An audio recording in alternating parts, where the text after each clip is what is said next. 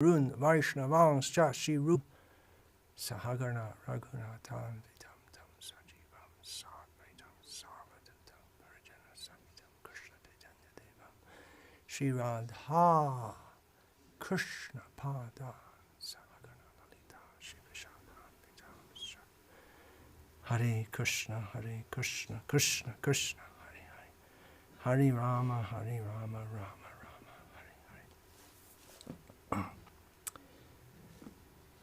Before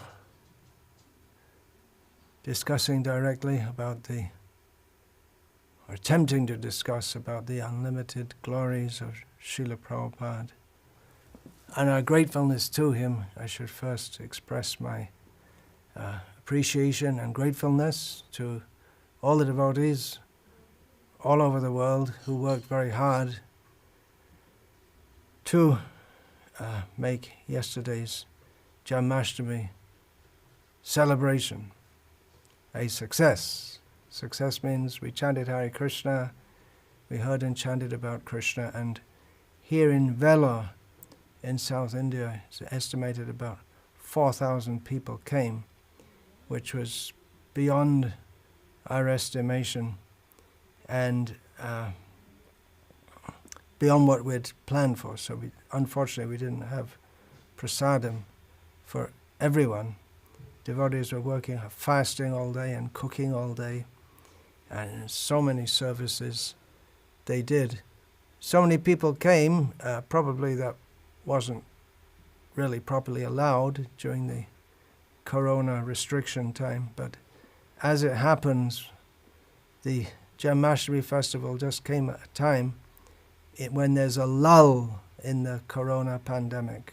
It's in between two waves, and it's still going on, but it's not so high, and so it was a nice turnout. And like I say, devotees worked very hard. I'm just saying in Vellore, I was here, and no doubt in so many locations throughout the world.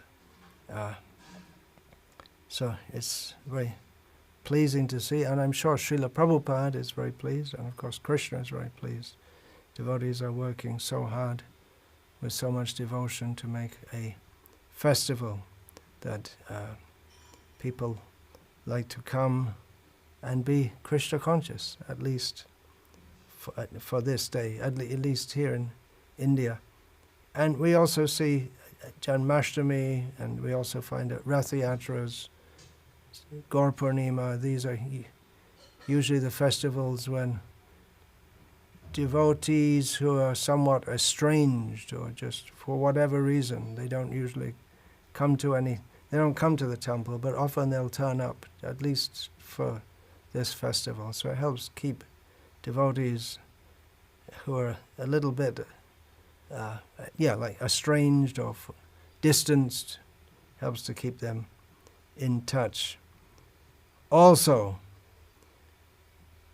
the success of our movement, there are many ways we could measure that. One way is in which Janmashtami is a public holiday all over the world, and heads of state, they make announcements, just like in Britain, the Queen of England, she gives a message to the nation on Christmas. So we should have that for Janmashtami. And actually, even more, the success of our movement will be when not just our devotees, but the general public realize, well, that means the general public have to become devotees. They realize that although the celebration of Janmashtami is a monumental festival, Krishna has come, but for us, even more so, the next day, Srila Prabhupada's Vyasa-puja. Because if Srila Prabhupada hadn't come, we wouldn't be celebrating Janmashtami. In India, yes, people would be, but not the way they are now. Srila Prabhupada revived Krishna Bhakti to a large extent in India itself, and you might think that's a sectarian claim, but even the late revered Pejava Swami, or he said that the reason that so many people are coming to Udupi is because of ISKCON,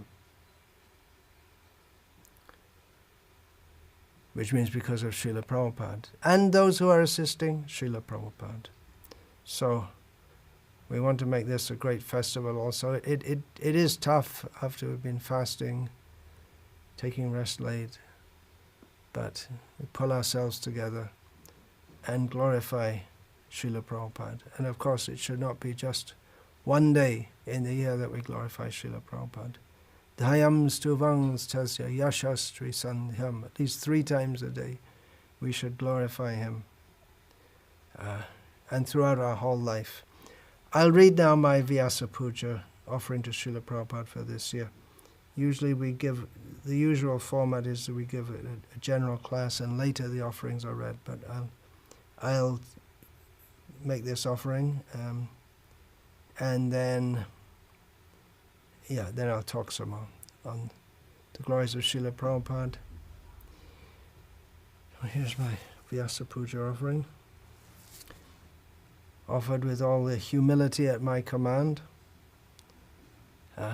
One thing I should say is that my main focus of my life for the last few years has been writing what could be seen as a mega Vyasa-puja offering, in as much as I'm writing an extensive book about Srila Prabhupada. So many books have been written about Srila Prabhupada. Let there be more. So I'm writing an extensive book. So it's daily meditation for myself on Srila Prabhupada, his instructions, his movement. So now I refer to that in the Vyasa-puja offering, which I will now read. Nama Om Vishnu Padaya Krishna Preshtaya Bhutale Shrimate Bhakti Vedanta Swaminiti Namine Namaste Sarasvate Deve Gauravarni Pracharne Nirvishesha Shunyavadi Paschatya Deshatarne. My most dear Srila Prabhupada, you are my life. Your orders and your mission are the only meaning to my life. Despite my chronic dismay and trepidation at the condition of your movement, I also feel increasing enthusiasm in service to your mission. My apologies for the extended delay in completing my current most important service to your mission, writing a book about it. I am working steadily, and by your grace it will manifest before very long for your pleasure, so that I can focus on expanding my service to you on several fronts. I do not want to inordinately postpone turning those plans into reality, or at least making a good start in doing so. Please bless me. I can expect your blessings to the extent that I recognize myself to be entirely dependent upon them. Your divine grace can take a crow-like excuse for a Vaishnava and make him dance like a peacock. All these years I have been living on your mercy, feeling it strongly guiding my life, and now, by your mercy, I feel growing enthusiasm to go forward and up, both in developing my own spiritual aspirations and by increasing my service to your mission. The prospects are bright and the possibilities unlimited, but the lures of Maya are as dangerous as ever. Many greater men than I succumb to Maya even after performing phenomenal service, which I can hardly imagine emulating. Srila Prabhupada, you are my only protector. Save me from the dangers I am constantly harassed by, and make me an instrument in your mission of saving others. I fall at your lotus feet.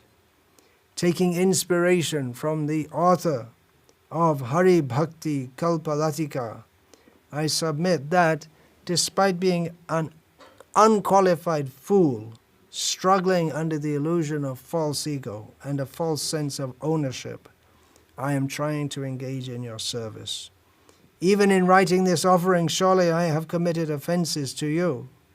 O Srila Prabhupada, O Ocean of Mercy, certainly I am very wretched and worthy to be punished. I beg pardon for my offenses.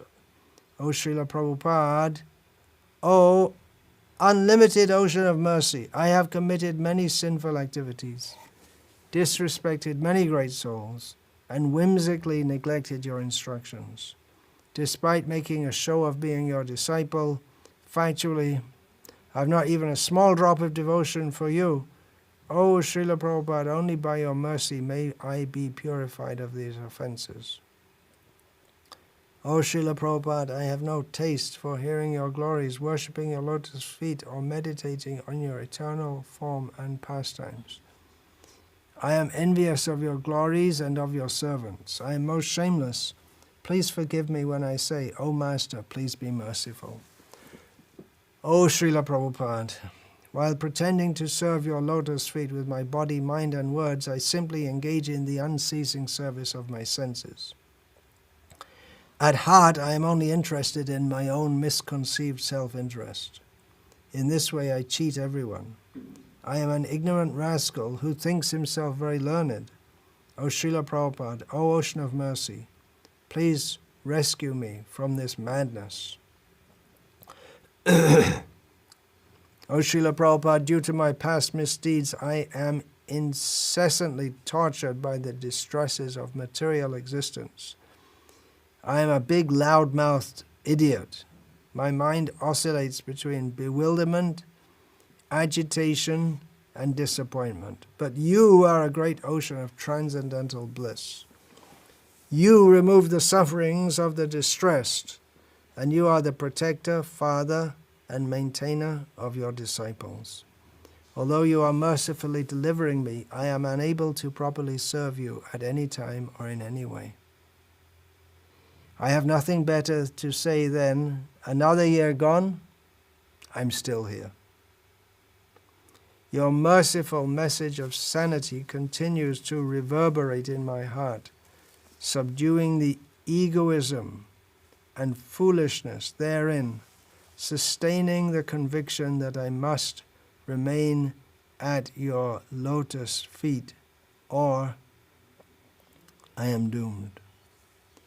Ami toma nitto das tai kori eto ash, tumi bina onnagoti nai. Desiring to at last become your worthy servant, the miscreant, Bhakti Vikas Swami. Hare Krishna.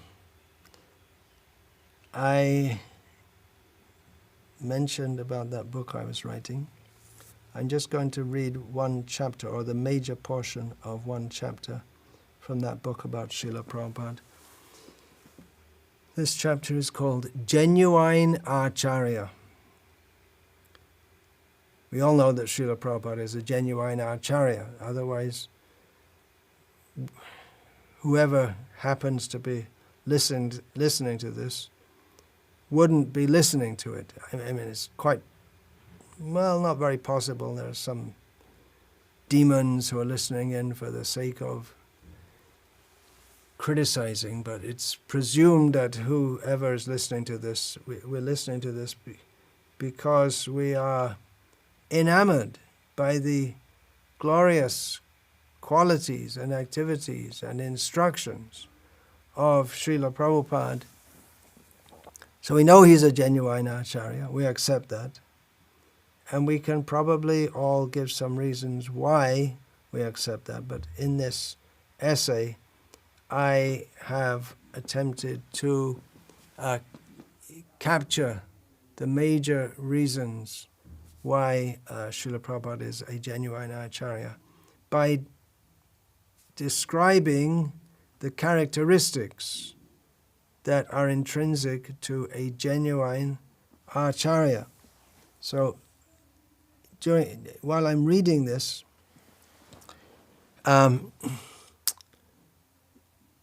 well, I'm not directly describing Srila Prabhupada, but you can just keep in mind that this is absolutely pertinent to Srila Prabhupada.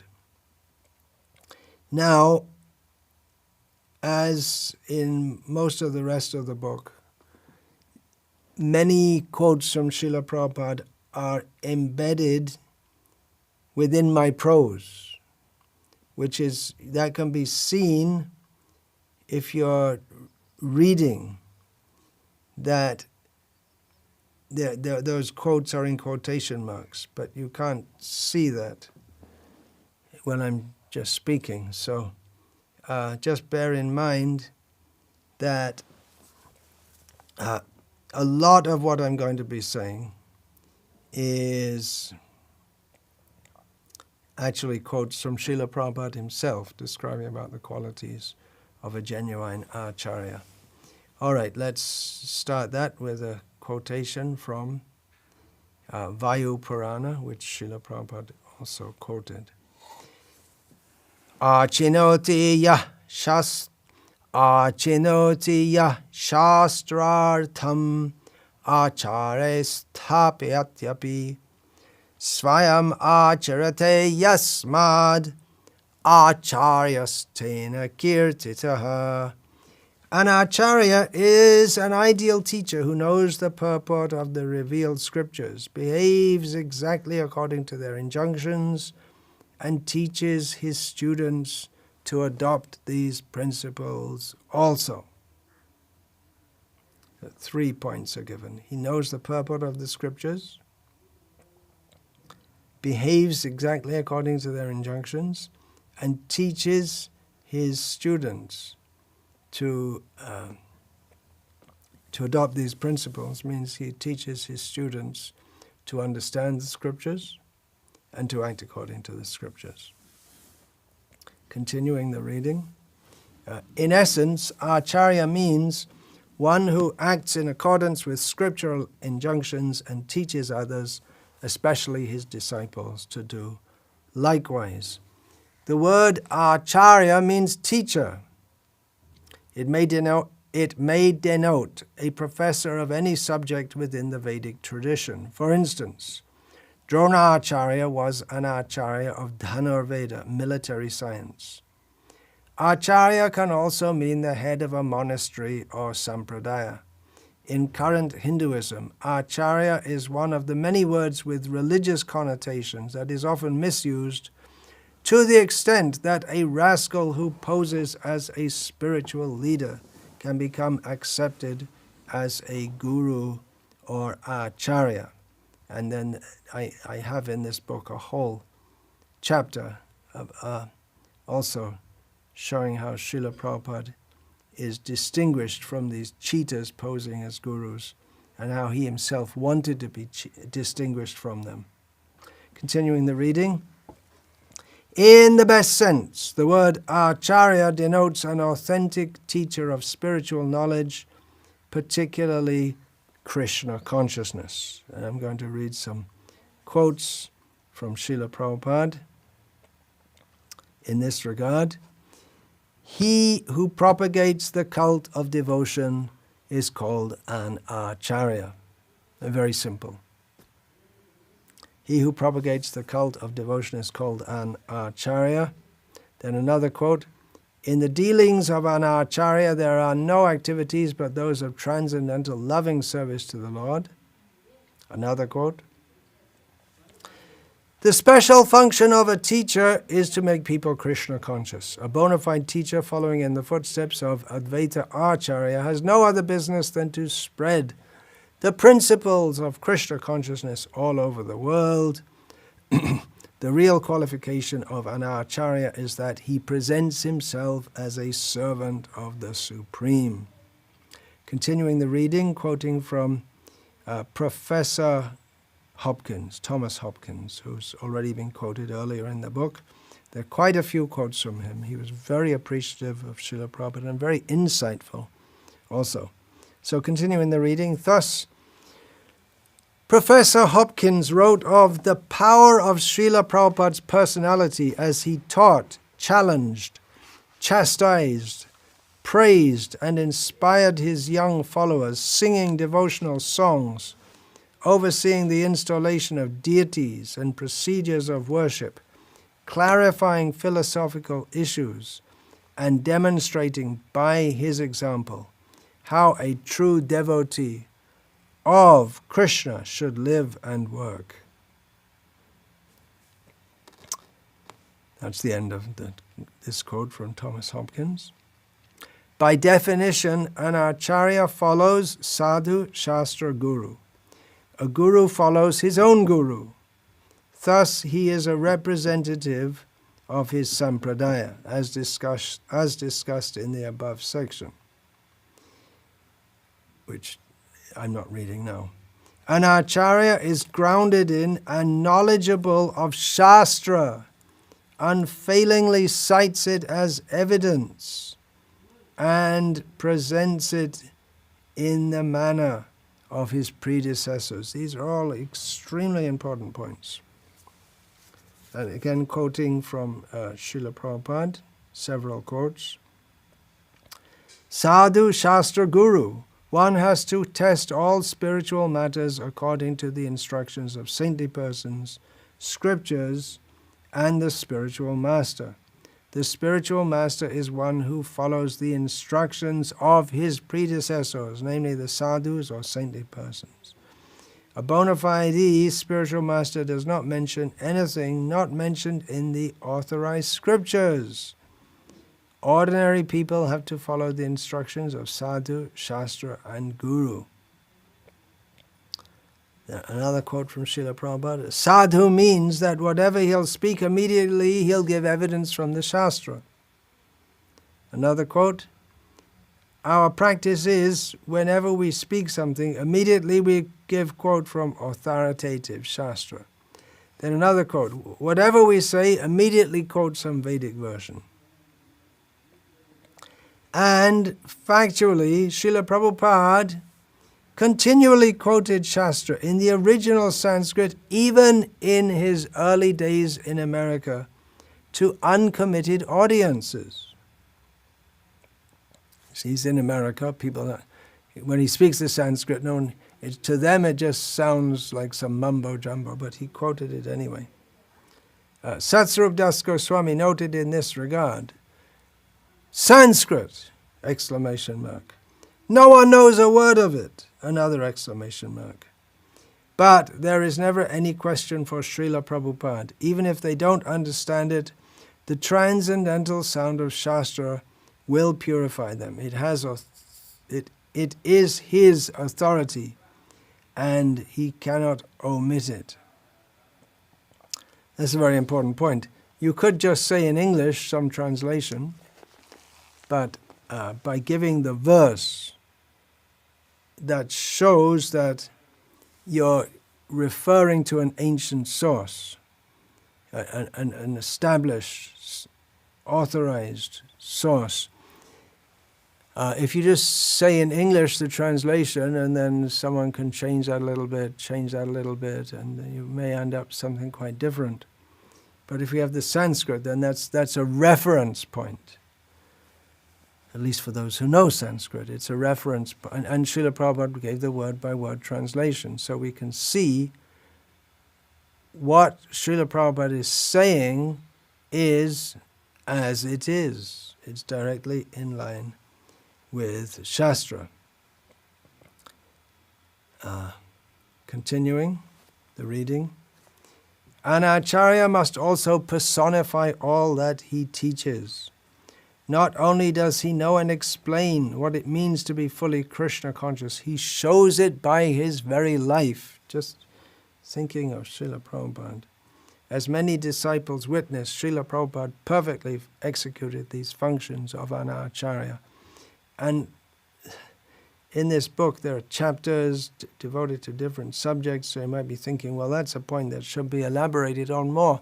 It is elsewhere, the point that Srila Prabhupada, he walked the talk. He didn't just talk about you should do this, you should do that, but he set the greatest example himself. quoting from Srila Prabhu's memories of Srila Prabhupada. Did I read this? As many disciples witnessed, Srila Prabhupada perfectly executed these functions of an acharya. So Shari, who lived intimately with Prabhupada, Srila Prabhupada, for between 2 and 3 years,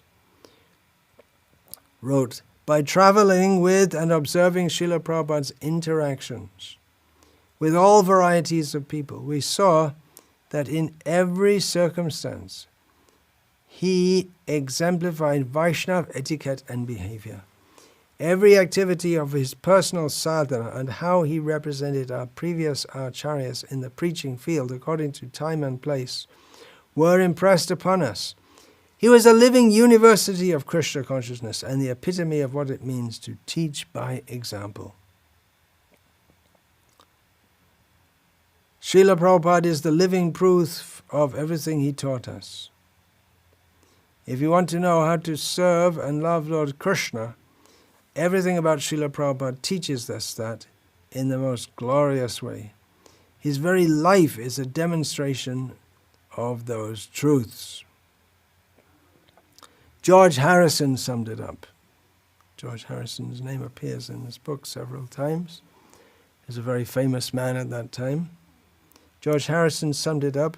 He was a perfect example of everything he preached. So that is a characteristic of a genuine acharya. He should preach the truth and live exactly according to it. And of course, Srila Prabhupada did that. In Srila Prabhupada's definition, an acharya is one who, out of deep concern for afflicted humanity, always contemplates how to bring people to Krishna consciousness, is active in uplifting them, and is qualified to do so. So he's always thinking how to save people from Maya. He doesn't just think about it, but he acts in certain ways to help to uplift them. And he's qualified to uplift them. It's all very well to say, well, I'll be a guru, I'll be an acharya, but I will save these people. But one has to take power of attorney from Sri Krishna Chaitanya Mahaprabhu in order to be able to do so. Then another quote from Srila Prabhupada. An acharya must always be eager to deliver the fallen souls. One who knows the conclusion of the Shastras, follow in the footsteps of his predecessors, and endeavors to preach the bhakti cult all over the world is considered an acharya. So it's not a small thing to be known as an acharya. Then, continuing with another quote, serious interest in the welfare of the public makes one a bona fide acharya. So I may say, well, what about feeding the poor and this and that? But really helping people, as Srila Prabhupada explained, and that's discussed in this book also, really helping them is to help them on the path back to Godhead. Continuing the reading. An acharya does not exploit his followers. Since the acharya is a confidential servitor of the Lord, his heart is always full of compassion for humanity in its suffering. He knows that all suffering is due to the absence of devotional service to the Lord, and therefore he always tries to find ways to change people's activities, making them favorable for the attainment of devotion. That is the qualification of an acharya. And of course, Srila Prabhupada, he wanted to make his disciples into acharyas, so that but that means having the compassion to see the suffering and act for the welfare of others by bringing them to Krishna consciousness. Then another quote from Srila Prabhupada. Actually, there are so many, but like I say, some of them are intertwined with the prose, so it's hard to state exactly each time what is a quote from Srila Prabhupada and what isn't. So continuing what I've written here.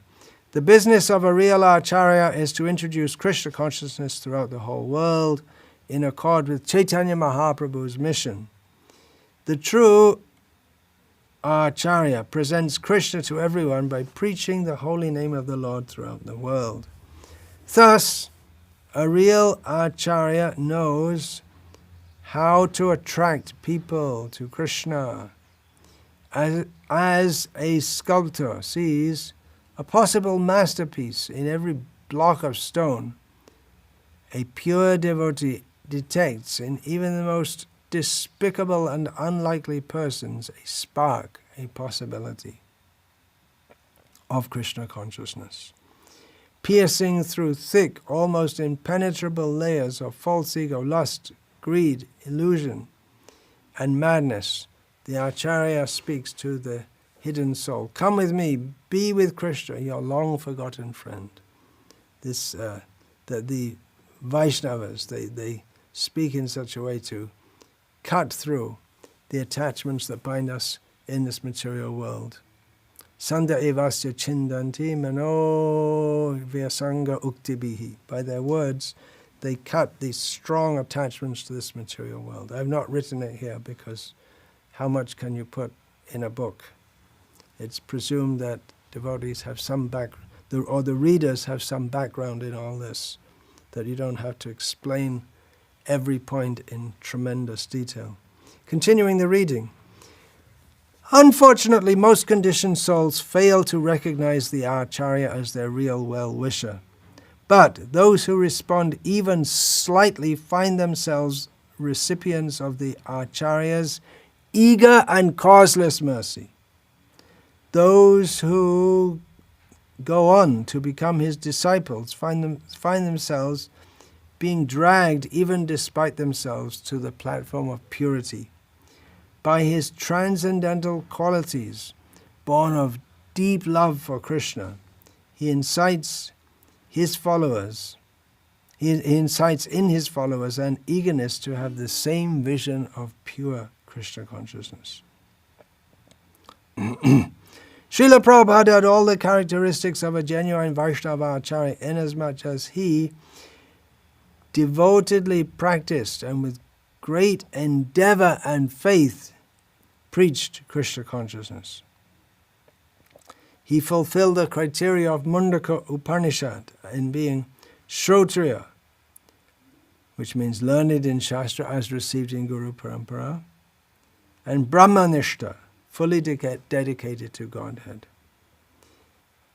Like all outstanding Vaishnava Acharyas, Srila Prabhupada was a faithful and committed follower of his own Guru, was of irreproachable character, established deities, staunchly opposed Mayavad, and wrote volumes of books.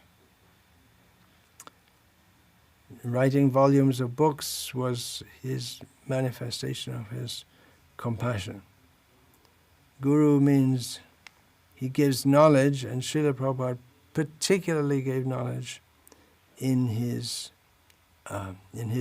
books, which are directly connected with Krishna. It's Krishna's instruction coming through Srila Prabhupada, and that becomes manifest as his books. Continuing the reading. Srila Prabhupada described the Acharya in the true sense of the term as being authorized to deliver Krishna, and he enriches the disciple with full spiritual knowledge and thus awakens him to the activities of devotional service. Being empowered by Krishna, the Acharya is a perfect Brahmana and has unlimited intelligence in guiding the activities of his disciple. So this requires some faith from our side. If we're going to avail of the gifts of the Acharya, it requires faith from our side that by following Srila Prabhupada, we will not be exploited, we will not be cheated. Even though it might appear like that to an outsider. Oh, you're working so hard and you don't even get paid. But devotees, they understand that they serve Srila Prabhupada and his mission in an attitude of love. It's not for payment. Then, continuing, furthermore, a bona fide acharya can never support the demoniac activities of atheistic men who present themselves as God. It is the main business of an acharya to devise such impostors, posing as God before the innocent public.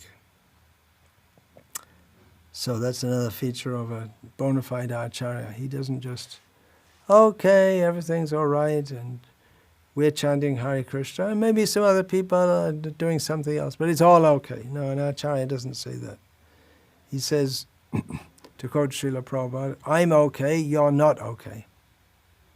And he gives the means by which they can become okay, or better than okay, much better than okay, to be situated in one's constitutional position as an eternal servant of Krishna. Hence, continuing the reading, hence, although acharya in the true sense of the term, that's a phrase that Srila Prabhupada used, although acharya in the true sense of the term can refer to any bona fide teacher of Krishna consciousness, it particularly denotes a highly advanced devotee who is also vastly learned and an empowered preacher. Such an acharya makes an outstanding and unique contribution to Vedic spiritual and cultural life by his literary works and forceful preaching. So we can see this in Srila Prabhupada, in Srila Bhaktisiddhanta Saraswati Thakur, in all the acharyas, but especially these two, Bhaktisiddhanta Saraswati Thakur and Srila Prabhupada. They wrote many, they were always writing and very forcefully preaching.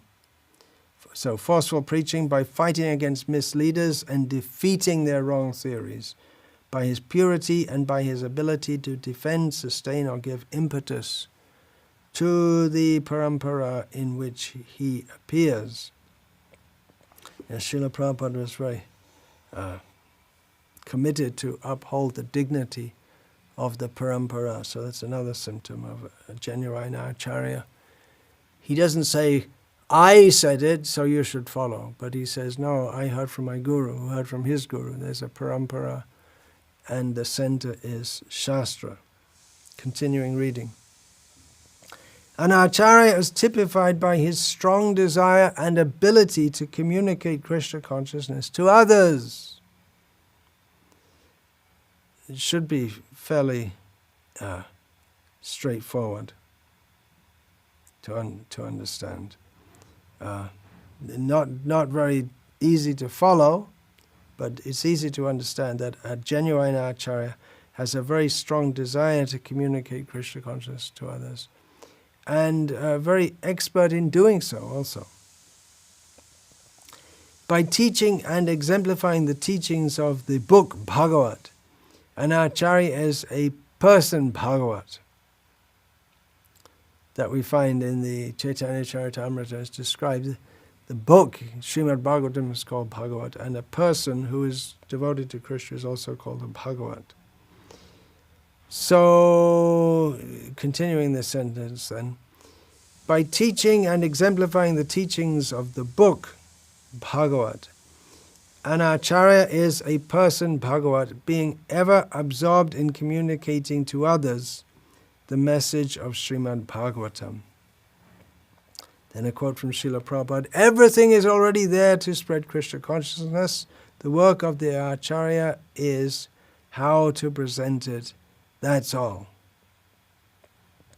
And thus an acharya knows perfectly well how to adjust religious principles in terms of time and place, suitable to a specific audience, and the special techniques required according to country, time, and candidate. It's very, very important in our changing world, rapidly changing world. Things are different in quite a few ways since Srila Prabhupada was here. For instance, gender, identity, politics has become rampant and embedded in the psyche of the Western world. There were beginning phases of the recent feminism when Srila Prabhupada was present, but it's gone to a whole other level. So what do you do? How do you react to that? It can be difficult to say. How would Srila Prabhupada react? Maybe difficult to say. Well, the thing is, I'll say, yes, surely Prabhupada would do like this. But then other followers of Srila Prabhupada may say, no, he wouldn't. He would do like that, something else different. So it requires a very deep study of the Acharya and his teachings. His personal example, that's also a way of his teaching, as we've just read. That to understand what is his mood in this regard, in any issue. In terms of time, place, and suitable to a specific audience, and the special techniques required according to country, time, and candidate. Then I'm following that with a quote from Srila Prabhupada's books. To broadcast the cult of Krishna consciousness, one has to learn the possibility of renunciation in terms of country, time, and candidate. The teacher, Acharya, has to consider time, candidate, and country. He must avoid the principle of niyamagraha. That is, he should not try to perform the impossible. Well, Srila Prabhupada did try to perform the impossible, and he was successful. But this is a warning that don't imitate what the great acharyas can do. Follow in their footsteps. Srila Prabhupada continues in this quote. What is possible in one country may not be possible in another. And in his preaching techniques and even in the legal setup, even in the property setup, Srila Prabhupada treated India and the West differently, somewhat differently. For instance, in India, all the accounts had to go to Bombay. In America, each center was financially independent. That was the idea. So Srila Prabhupada writes, what is possible in one country may not be possible in another. The Acharya's duty is to accept the essence of devotional service. There may be a little change here and there as far as yukta vairagya, proper renunciation, is concerned. The essence of devotional service must be taken into consideration and not the outward paraphernalia. The consequences of this we can see in how Srila Prabhupada preached to the West. He did some things that shocked his godbrothers. For instance, giving sannyas to young men, giving or arranging marriages which broke up. Srila Prabhupada also said, I'm experimenting. Of course, his experiments, mercifully by the grace of Krishna, they mostly worked out tremendously. They're tremendously successful. But there's some things which Srila Prabhupada started and then he stopped. Arranging marriages, he started in the beginning, then he stopped that because he saw that devotees weren't ready to stick together on the basis of Krishna consciousness. So he was in a quandary, you could say, because he wanted to bring young men and young women, he didn't want to, I'm not going to say he didn't want to bring them in, but they were coming to him in so many. And Srila Prabhupada wrote in one letter, the hippies are our best preaching field.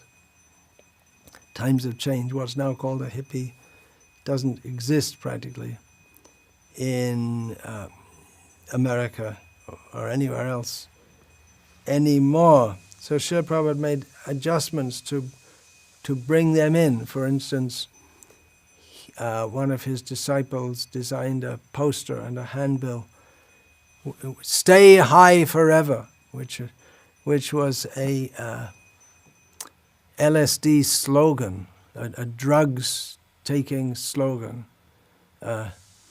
Staying high. To be high means to be intoxicated with psychotropic drugs.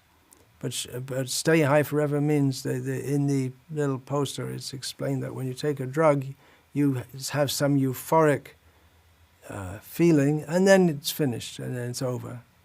But with Krishna consciousness, you stay high forever. You have the euphoric feeling, which can be continued as long as one continues to go on chanting Hare Krishna, if one applies oneself to the process. So, I'm just making the point here that Srila Prabhupada, he did make some adjustments to the hippies, but on the other hand, for preaching, in the very beginning of his movement, he didn't insist that he would even initiate people with beards and long hair. Later, he was very strict about it. So he was an acharya in the sense that he knew how to preach according to time, place, and circumstance. In like a needle and out like a plow was the Bengali saying, which he sometimes quoted in this regard. Another quote from Srila Prabhupada in this regard: the acharya's business is to keep pace with the time, circumstances, etc., and to push on. Now, by the way, this essay, Genuine Acharya, there are many, many points which could be made to expand the points that I'm making, but they're made later in the book, just for the sake of organizing the book like that. Here, at this point, I just wanted to bring together the points which show that Srila Prabhupada is a genuine Acharya, which we don't doubt, but it's just like we read Vishnu Sahasranam, and then we hear the glories of the Supreme Lord, and we understand more of how he is the Supreme Lord, and we relish hearing his activities, and we become more committed to surrendering to Krishna. And the same way, by hearing about the glories of Srila Prabhupada, we become very pleased at heart, and we become inspired to try to follow in his footsteps by coming to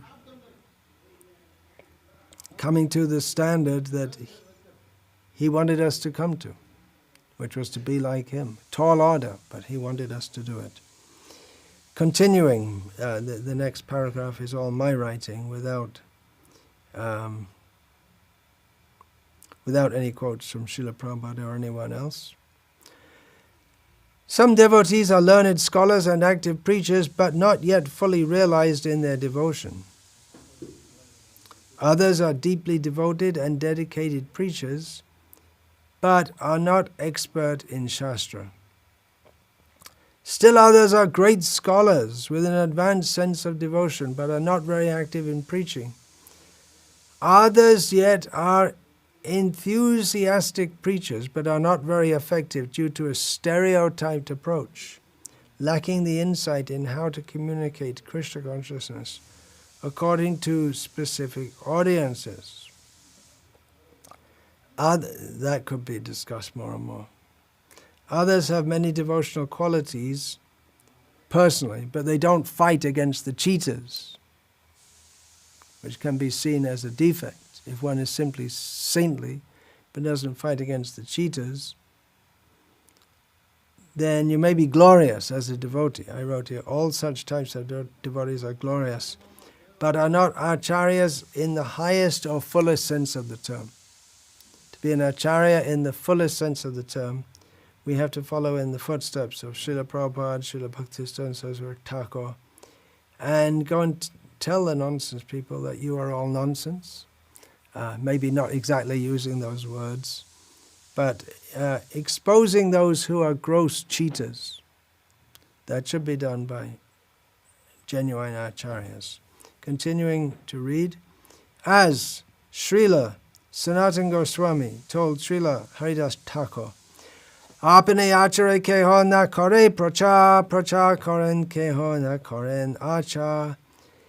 Acha pracha name karoho dui karj, tumi sarva guru, tumi jagater aj. Some devotees scrupulously follow the prescribed practices but do not preach Krishna consciousness, whereas others preach very strongly, but they're not rigid practitioners. You, Sanatana Goswami told Haridas Thakur, and this is relevant to all acharyas, you simultaneously perform both duties in relation to the holy name by your personal behavior and by your preaching. Therefore you are the spiritual master of the entire world, for you are the most advanced devotee in the world. So the exemplar for all acharyas is Haridas Thakur, personally extremely humble, but by his example he showed what it means to be Krishna conscious, and he could preach also. He knew Shastra and he would preach, and he wouldn't let the people with the wrong idea simply get away with it. He would point out the defects in their thinking. Continuing with my writing, being especially empowered by Krishna, an acharya in the real sense of the term does not only initiate and teach disciples, but does something exceptional, as Narad did in converting the hunter. That's just one example. He, the acharya, is extraordinary, pellucidly, naturally, unpretentiously, without even trying to be, and certainly without faking it, not advertising it.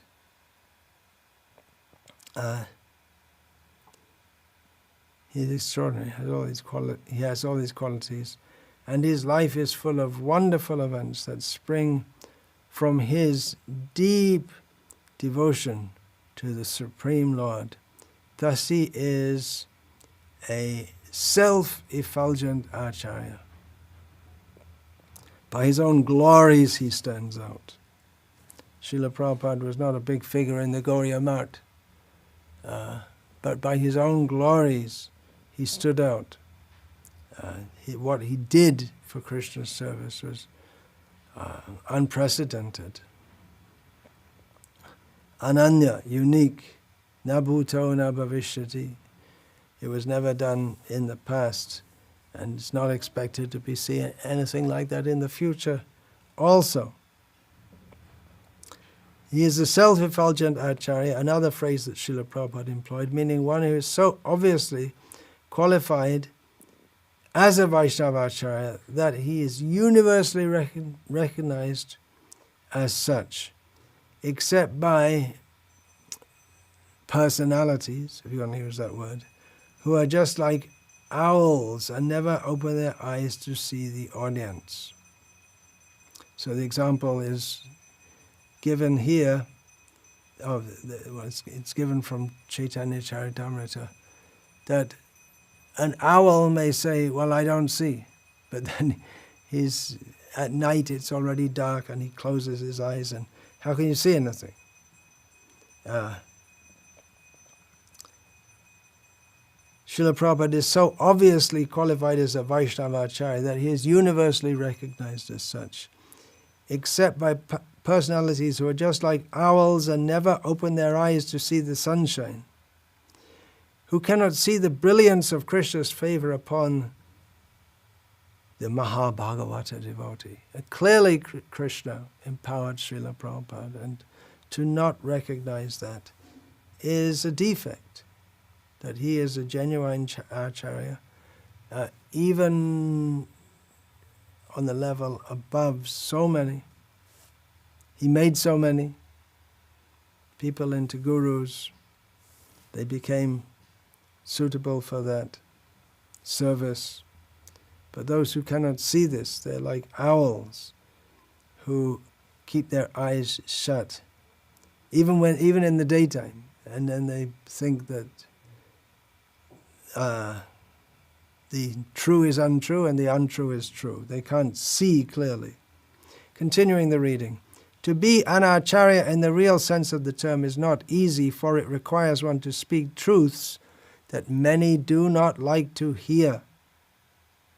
It's not easy to go against the grain of the whole of this society, but of the world. The people are convinced, yes, we want to enjoy ourselves. And Srila Prabhupada, as a genuine acharya, points out that you're not enjoying. If you read these books of Srila Prabhupada, then the tendency to enjoy material life will automatically decrease, even if we don't read a section which specifically states material life is full of misery. But it's an underlying message. Srila Prabhupada's books are very powerful. We shouldn't underestimate them. Continuing my reading, by softening the message, an acharya could attract more followers, but he is committed to present only the truth and nothing less. And what is that truth? Krishna is the Supreme Personality of Godhead. Surrender to Him is the only duty of human life. Anything outside of this is meaningless and useless and should be given up. So that's a quote I'm giving. It's not really a quote, it's a paraphrase of so much of what Srila Prabhupada said. Continuing my reading, such a message cannot be expected to be popular, but a great acharya being empowered by Krishna changes the lives of many. For while he is uncompromising, an acharya is also pragmatic in bringing people to Krishna consciousness. That's an important point. He gives the truth, but he's also pragmatic he doesn't dilute the truth, but he's pragmatic in delivering it. Following the example of Sri Chaitanya Mahaprabhu, who appeared in order to deliver all the fallen souls, and therefore devised many methods to liberate from the clutches of Maya, a preacher must strictly follow the rules and regulations laid down in the Shastras, yet at the same time devise a means by which the preaching work to reclaim the fallen may go on with full force.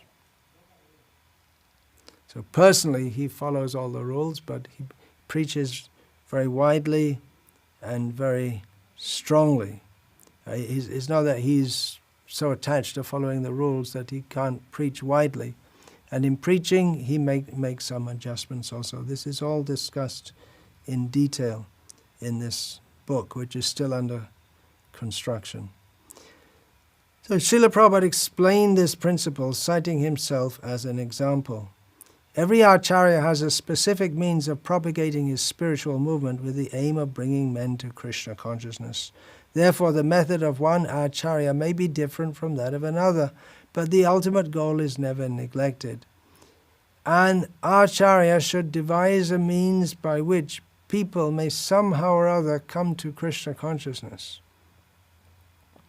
We see that Srila Prabhupada had so many means for preaching: book distribution, Harinam Sankirtan, Sunday festivals, temples which we can invite people to, diorama exhibitions, deity worship, prasad restaurants, reading rooms he wanted, so many ways. An acharya should devise a means by which people may somehow or other come to Krishna consciousness. First, they should become Krishna conscious, and all the prescribed rules and regulations may later gradually be introduced. In our Krishna consciousness movement, we follow this policy of Lord Sri Chaitanya Mahaprabhu. For example, since boys and girls in the Western countries freely intermingle, special concessions regarding their customs and habits are necessary to bring them to Krishna consciousness. The acharya must devise a means to bring them to devotional service. Therefore, although I am a sannyasi, I sometimes take part in getting boys and girls married, although in the history of sannyas, no sannyasi has personally taken part in marrying his disciples. So that's a major point, that Srila Prabhupada made adjustments for the Western world, concessions he called them, regarding their customs and habits. Srila Prabhupada didn't insist in the Western countries on the decorum and separation that is required between men and women in Indian culture. No, he didn't insist on that. But at the same time, he said it's a concession to bring them to Krishna consciousness. So it doesn't mean also that his allowing men and women to mix to some extent. He wanted that forever. In the beginning, he was very lenient, but then he warned devotees about things. He became more strict later on. Going on with my reading now.